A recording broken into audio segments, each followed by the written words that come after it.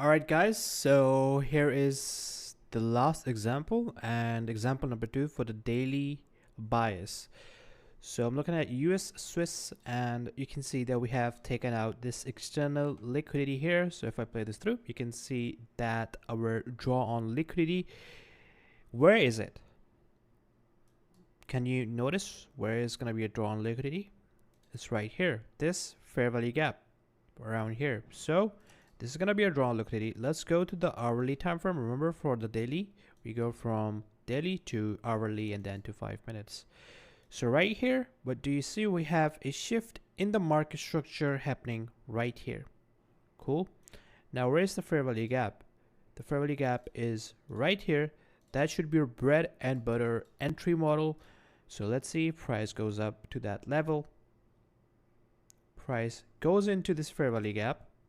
So that could have been your entry. We are not going to talk about the 5-minute time frame at the moment, but later on the video. So don't worry, later on the course. Okay, so don't worry.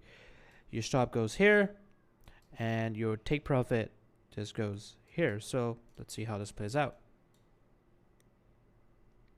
Price goes ahead, fills in this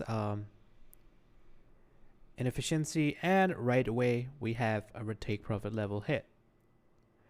So now that we have known about monthly, weekly, and daily bias and external and internal liquidity, remember, I always personally go from external to internal. You can try messing around with internal to external, but I wouldn't recommend it. Okay, so that was pretty much it for this chapter. Let's move on to the next topic, and that is gonna be a game changer as well. See you guys.